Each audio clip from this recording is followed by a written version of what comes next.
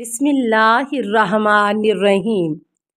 السلام علیکہ یا صاحب العصر والزمان۔ عاصم بن حمید کہتے ہیں کہ میں نے حضرت امام جعفر صادق علیہ السلام کی خدمت میں عرض کیا، کیا خداوند ازل سے مرید ارادہ کرنے والا تھا؟ امام علیہ السلام نے فرمایا، مرید نہیں ہوتا، بلکہ یہ تو اس کی مراد یعنی اس کے ہمراہ ہوتی ہے۔ خداوند ازل سے دانا و توانا تھا، پھر اس نے چاہا اور ارادہ کیا۔ اصول کافی جلد 1 صفحہ 19، بحار الانوار جلد 54 صفحہ 163، حدیث 101۔ خداوند کے فرمان زمین روز قیامت اس کے قبضے میں ہے سے کیا مراد ہے؟ سلیمان بن مہران کہتے ہیں کہ میں نے حضرت امام جعفر صادق علیہ السلام سے خداوند کے فرمان والارض جمیعاً قبضہ یوم القیامت، اور حالانکہ روز قیامت تمام زمین اس کے قبضے میں ہے کے بارے میں سوال کیا۔ امام علیہ السلام نے فرمایا، یعنی زمین اس کی ملکیت ہے اور کوئی بھی ساتھ نہیں ہے۔ دوسرے موارد میں خداوند کی جانب سے قبض منع اور محدود کرنے کے معنی میں ہے، اور اس کی طرف سے بسط، بخشش اور وسعت دینے کے معنی میں ہے، جیسا کہ ارشاد قدرت ہے، واللہ یقبض و یبسط و الیہ ترجعون۔ خداوند ہے کہ جو بندوں کی روزی کو محدود و وسیع کرتا ہے اور اس کی طرف پلٹائے جاؤ گے، یعنی خداوند بخشتا اور وسیع کرتا ہے اور منع اور محدود کرتا ہے۔ خداوند عز و جل کی طرف سے قبض کا دوسرا استعمال لینے اور قبول کرنے کے معنی میں ہے، جیسا کہ وہ فرماتا ہے، وَيَأْخُذُ الصَّدَقَاتِ، وہ صدقات لیتا ہے، یعنی انہیں دینے والوں سے قبول کرتا ہے اور ان پر اجر و ثواب دیتا ہے۔ میں نے عرض کیا، خدا کے فرمان وَالسَّمَاوَاتِ مَطْوِيَّاتٍ بِيَمِينِهِ، سارے آسمان اسی کے ہاتھ میں لپیٹے ہوئے ہوں گے سے کیا مراد ہے؟ امام علیہ السلام نے فرمایا، یمین یعنی ہاتھ، ہاتھ یعنی قدرت و توانائی۔ خدائے عز و جل فرماتا ہے، سارے آسمان اسی کی قدرت و توانائی سے لپیٹے ہوئے ہیں۔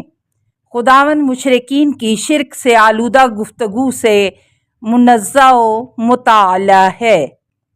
بحار الانوار جلد 4 صفحہ 2، حدیث 3۔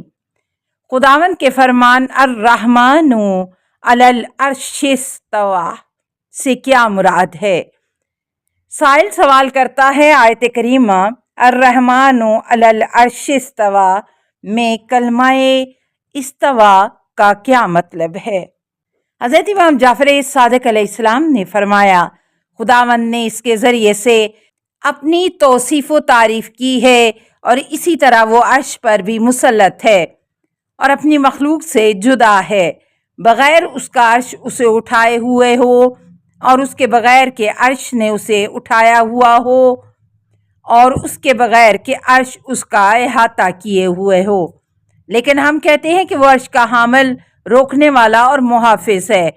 ہم وہی چیز کہتے ہیں جو اس نے فرمائی ہے، واسع کرسی السماوات والارض، اس کے عرش نے آسمانوں اور زمین کو گھیرا ہوا ہے، لہذا عرش اور کرسی سے جو کچھ اس نے ثابت کیا ہے، ہم نے بھی وہی ثابت کیا ہے، اور اس معنی کی نفی کی ہے کہ عرش اور کرسی اسے اٹھائے ہوئے اور لپیٹے ہوئے ہیں، یا یہ کہ خداوند مکان یا مخلوقات میں سے کسی چیز کا محتاج ہو، بلکہ یہ تمام اشیاء اسی کی مخلوق ہیں اور اس کی محتاج ہیں۔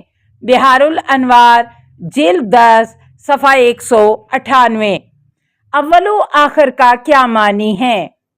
نمبر 1، ابن ابی یافور کہتے ہیں کہ میں نے حضرت امام جعفر صادق علیہ السلام سے خداوند کے قول هو الاول والآخر کے بارے میں سوال کیا، اور میں نے عرض کیا، میں اولو کا معنی سمجھتا ہوں، لیکن آخر کی آپ تفسیر کریں۔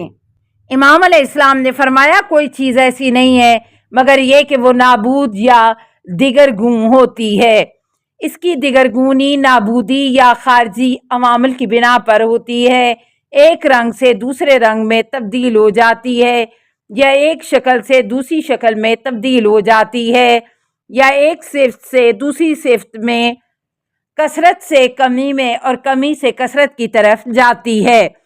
सिवाय परवरदिगारे आलमीन के फ़कत वो वही है जो हमेशा से था और है, वो हर चीज़ से पहले है और वो सबसे आखिरी है, हमेशा के लिए है।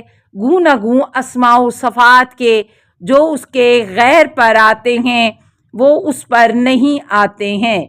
इंसान की मानद वो कभी खाक, कभी गोश्त व खून और कभी बोसीदा हड्डी होता है, और खजूर के गुच्छे की तरह कि वो कभी गुच्छा फल, कभी फारस खजूर, कभी पकी हुई ताज़ा खजूर और कभी खुश्क खजूर की तरह है कि उस पर मुख्तलिफ अस्माओ सफ़ात आते हैं। खुदावंद ज़ुल जलाल उसके बरखिलाफ है। असूल काफ़ी जिल्द 1 सफ़ा 156 हदीस 5 नंबर 2। मैमून बान कहते हैं कि मैंने हज़रत इमाम जाफ़र सादिक़ अलैहिस्सलाम से सुना कि उन से अव्वल व आखिर के बारे में सवाल हुआ तो उन्होंने फरमाया, वो ऐसा अव्वल है कि जिससे पहले कोई अव्वल नहीं था, उससे पहले कुछ नहीं था, यानी उससे पहले कोई चीज़ मौजूद नहीं थी, और वो ऐसा आखिरी है कि इंतहा के एतबार से उसकी आखिरत नहीं है, जैसा कि सिफ्त की मखलूक़ात से समझा जाता है। मसलन कहते हैं कि जुम्मा हफ्ते का आखिरी दिन है, कि इंतहा के एतबार से हफ्ते की इंतहा जुमा है, लेकिन वो कदीम है, अव्वल व आखिर है, हमेशा था और हमेशा रहेगा। आगाज़ व अंजाम के साथ मौजूद होना उस पर सादिक नहीं आता, वो एक हालत से दूसरी हालत में दिगरगूं नहीं होता, वो हर चीज़ का खालिक है। असूल काफ़ी जिल्द 1 सफ़ा 187 हदीस 10। अल्लाहु अकबर का क्या मानी है? इब्ने महबूब कहते हैं कि किसी शख्स ने हज़रत इमाम जाफ़र सादिक़ अलैहिस्सलाम के सामने कहा, अल्लाहु अकबर। इमाम अलैहिस्सलाम ने फरमाया, अल्लाह किससे बड़ा और बुजुर्गतर है? उसने अर्ज़ किया, हर चीज़ से। इमाम अलैहिस्सलाम ने फरमाया, तुमने खुदा को महदूद कर दिया है। उसने अर्ज़ किया, फिर क्या कहूँ? इमाम अलैहिस्सलाम ने फरमाया, कहो खुदा उससे बुजुर्गतर है कि जिसकी तौसीफ होती है। असूल काफ़ी जिल्द 1 सफ़ा 159 हदीस 10। आसमान के बारे में सवाल। जंदीक ने कहा कि ए हकीम, मुझे बताएं कि आसमान की तरफ से कोई ज़मीन पर नहीं उतरता और ना ही कोई बशर ज़मीन से आसमान की तरफ जाता है, और आसमान की तरफ कोई रास्ता मौजूद नहीं है, मगर ये नहीं है कि अगर हर दौर में कुछ अफराद आसमान की तरफ जाएं या आसमान से उतरें तो ये मतलब असबात परवरदिगार के लिए एक बेहतरीन दलील होगी। वो बेहतर तौर पर शक को ख़त्म और यकीन को तक़वियत बख्श सकता है, और इंसान अच्छी तरह से जान लेंगे कि कोई मुदब्बर व मुदीर और चिल्लाने वाला है, कि कोई उसकी तरफ ऊपर जाता है और कोई उसके हाथ से नीचे उतरता है। इमाम अलैहिस्सलाम ने फरमाया, तुम ज़मीन पर तदबीर के जो मज़ाहिर मुशाहिदा कर रहे हो, ये आसमान की तरफ से नाज़िल होते हैं और वहाँ से आश्कार होते हैं। क्या तुम नहीं देखते हो कि आसमान वहाँ आसमान से तलू होता है, और वो दिन की रोशनी है और उसी पर दुनिया का दारो मदार है। अगर सूरज तलू ना करे तो अहले ज़मीन हैरानो शिश्तर हो जाएंगे। चाँद आसमान से तलू करता है और वो रात की रोशनी है, उसी के वसीले से सालों, महीनों और दिनों का हिसाब किताब होता है।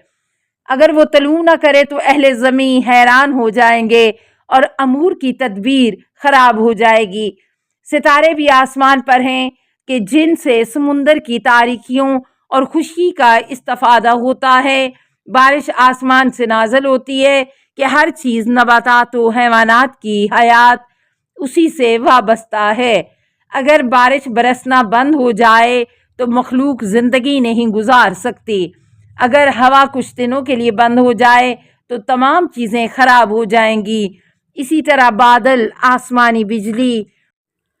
السلام علیکہ یا صاحب العصر والزمان، الامان الامان الامان من فتن الزمان.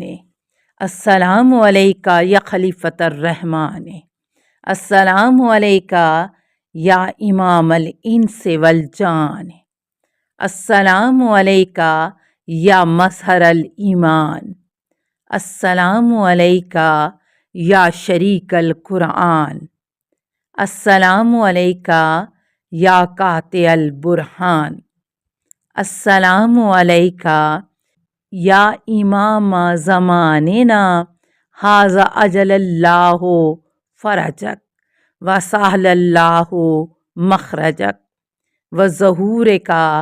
السلام علیکہ ورحمۃ اللہ. اللہم صلی علی محمد و آل محمد.